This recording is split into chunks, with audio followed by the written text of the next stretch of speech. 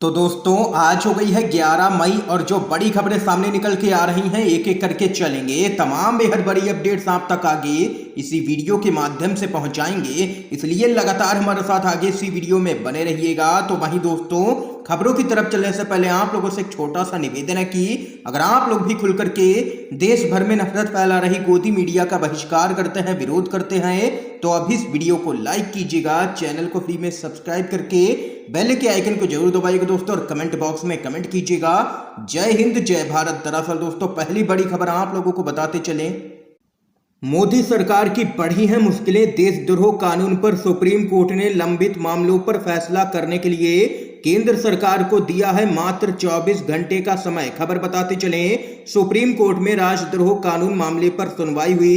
देशद्रोह कानून पर सुप्रीम कोर्ट ने लंबित मामलों पर फैसला करने के लिए केंद्र सरकार को 24 घंटे का समय दिया है। सुप्रीम कोर्ट ने केंद्र को यह सूचित करने के लिए 24 घंटे का समय दिया है कि क्या वह सभी राज्यों और केंद्र शासित प्रदेशों को तब तक निर्देश जारी करेगा कि जब तक भारतीय दंड संहिता की धारा 124A की समीक्षा करने की सरकार की प्रस्तावित कवायद पूरी नहीं हो जाती। इसके साथ ही सुप्रीम कोर्ट ने केंद्र सरकार को बताया है कि देशद्रोह कानून के दुरुपयोग की काफी चिंताएं हैं। सीजीआई एनवी रमन्ना ने कहा है कि यह भी देखना होगा कि बेवजह मुकदमे से लोगों को आखिर कैसे बचाया जाए और फर्जी मुकदमे राजद्रोह के तहत बिल्कुल भी ना दर्ज हों, हमें इस पर भी ध्यान देना है। ये यहाँ पर सुप्रीम कोर्ट की तरफ से बड़ी टिप्पणी सामने निकल के आई है। इस बीच एक और बड़ी खबर बताते चलें, 19 लाख गायब ईवीएम का मामला एक बार फिर से गरमाया है। देश में करीब 19 लाख ईवीएम गायब हैं। कर्नाटक के कांग्रेस विधायक ने सुप्रीम कोर्ट के जज से जांच की है मांग। खबर बताते चलें, देश में चुनावों में इस्तेमाल होने वाली करीब 19 लाख ईवीएम गायब हैं। यह खुलासा कर्नाटक के वरिष्ठ कांग्रेस के नेता और विधायक HK पाटिल ने किया है। उन्होंने कर्नाटक विधानसभा के स्पीकर विश्वेश्वर हेगड़े कागेरी से मुलाकात करके सुप्रीम कोर्ट के जज से इस मामले की स्वतंत्र जांच की मांग की है। कांग्रेस पार्टी के नेता HK पाटिल ने स्पीकर को 2750 पन्नों का एक दस्तावेज भी सौंपा है, जिसमें RTI के जरिए चुनाव आयोग ईवीएम बनाने वाली कंपनियों से हासिल किए गए जवाब भी शामिल हैं। इन दस्तावेज से सामने आया है कि ईवीएम बनाने वाली कंपनियों ने जितनी मशीनें बनाकर के चुनाव आयोग को सौंपी थी, उनमें से करीब 19 लाख मशीनों का कोई भी अब तक अता पता नहीं है। इस मामले में कोर्ट का भी दरवाजा खटखटाया जा चुका है और यह मामला एक बार फिर से तूल पकड़ता हुआ नजर आ रहा है। इस बीच एक और बड़ी खबर बताते चलें, राहुल गांधी का गुजरात विधानसभा चुनाव को लेकर के बड़ा दावा। कहा, इस बार राज्य के अंदर बनेगी कांग्रेस की सरकार, नया गुजरात बनाना है। जी हां दोस्तों, कांग्रेस के पूर्व अध्यक्ष राहुल गांधी ने इस साल के आखिर में होने वाले गुजरात विधानसभा चुनाव में कांग्रेस पार्टी की जीत की उम्मीद जताते हुए कहा है कि उनकी पार्टी की सरकार बनने के बाद नया गुजरात बनाना है, जहां पर आदिवासियों समेत सभी वर्गों का सम्मान होगा और लोगों को स्वास्थ्य, शिक्षा एवं रोजगार के अवसर मिलेंगे। इसके साथ ही कांग्रेस के नेता राहुल गांधी ने प्रधानमंत्री नरेंद्र मोदी पर 2 भारत, एक अमीरों के लिए और दूसरा गरीबों के लिए बनाने का आरोप लगाया है। उन्होंने दावा किया है कि देश के संसाधन कुछ अमीरों को यहां पर दिए जा रहे हैं।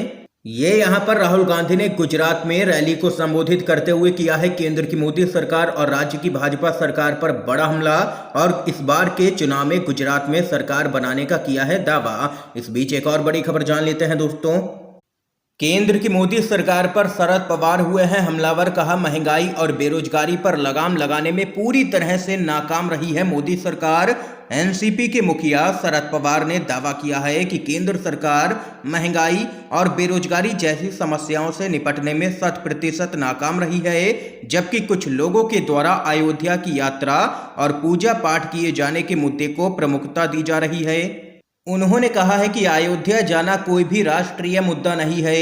उन्होंने आरोप लगाया है कि उन्होंने ऐसा एक भी मामला नहीं देखा है जिसमें ईडी ने केंद्र सरकार में शामिल लोगों के खिलाफ छापेमारी की हो, लेकिन विपक्ष में मौजूद लोगों के खिलाफ कार्रवाई लगातार की जा रही है बदले की भावना के तहत।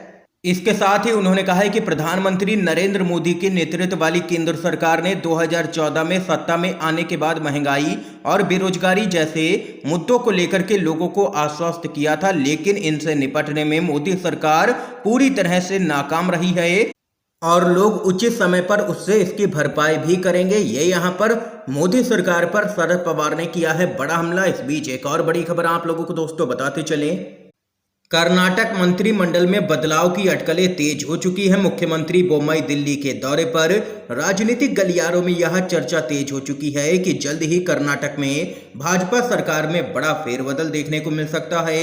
इन्हीं अटकलों के बीच में कर्नाटक के मुख्यमंत्री बसवराज बोम्मई दिल्ली के दौरे पर पहुंचे हैं। और वहीं आप लोगों को बताते चलें, गौरतलब है कि हाल ही में केंद्रीय गृह मंत्री अमित शाह ने कर्नाटक का दौरा किया था। अमित शाह ने सीएम बोम्मई से मंत्रिमंडल के पुनर्गठन के बारे में चर्चा की थी।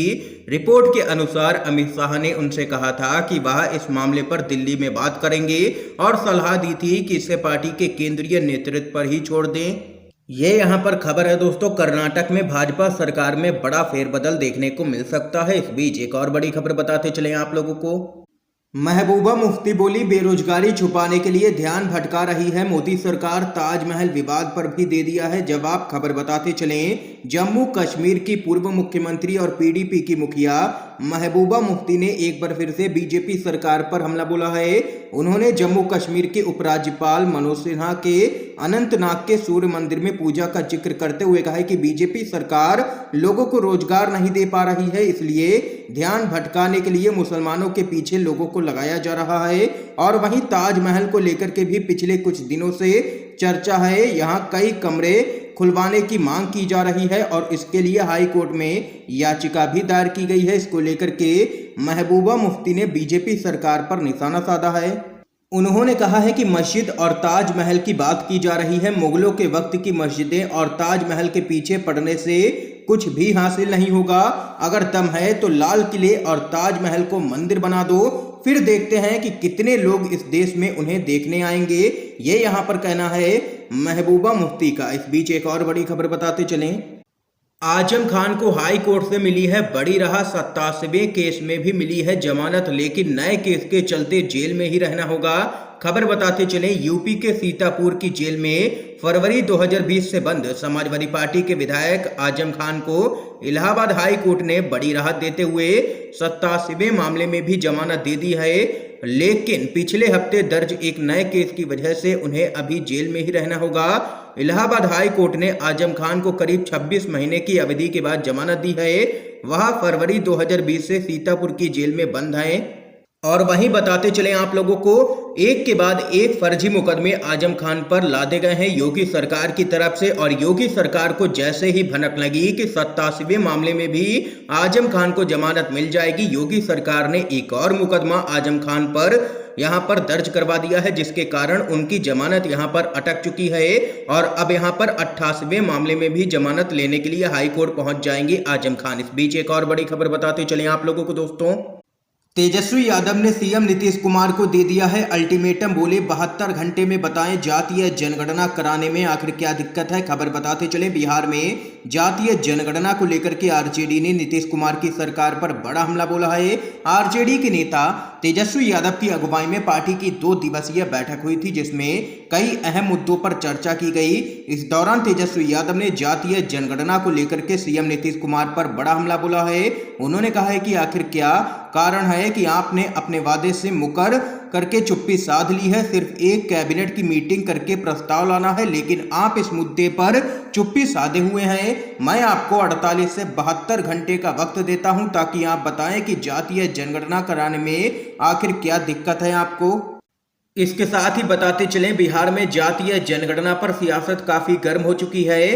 तेजस्वी यादव ने दिल्ली तक पदयात्रा निकालने का भी ऐलान कर दिया है और इस दौरान मुकेश सहनी भी उनका साथ देंगे। इस बीच एक और बड़ी खबर आप लोगों को बताते चलें, एमएसपी समेत किसानों के कई मुद्दों पर मसौदा हुआ है तैयार, चिंतन शिविर में चर्चा करेगी कांग्रेस। भूपेंद्र सिंह हुड्डा का बड़ा बयान। कांग्रेस पार्टी 3 दिवसीय उदयपुर चिंतन शिविर में किसानों को कर्ज से राहत और एमएसपी से संबंधित मुद्दों पर मसौदा तैयार करके चर्चा करेगी। हरियाणा के पूर्व मुख्यमंत्री और कांग्रेस पार्टी के वरिष्ठ नेता भूपेंद्र सिंह हुड्डा ने कहा है कि केंद्र सरकार की ओर से बनाए गए कृषि कानूनों के खिलाफ किसान विरोध में 1 साल से अधिक समय तक दिल्ली के आसपास बैठे रहे और सरकार को झुकना पड़ा। हमने उनसे मुलाकात की और कर्ज राहत एमएसपी से संबंधित मुद्दों पर चर्चा की। हम इस पर एक मसौदा तैयार करेंगे और इसे उदयपुर चिंतन शिविर में उठाएंगे। ये यहाँ पर कहना है भूपेंद्र सिंह हुड्डा का। ये यहाँ पर इस समय की आज की सभी बड़ी खबरें थी, मुख्य समाचार थे जो हमने आप लोगों तक पहुंचाए हैं UNVDB के माध्यम से। अगर आप लोगों को ये वीडियो पसंद आया हो तो इस वीडियो को लाइक कीजिएगा, ज्यादा से ज्यादा इस वीडियो को शेयर कीजिएगा ताकि आप सभी के दोस्त भी मुख्य समाचारों को जान सकें। वीडियो देखने के लिए आप सभी दोस्तों का बहुत बहुत धन्यवाद। जय हिंद, जय भारत।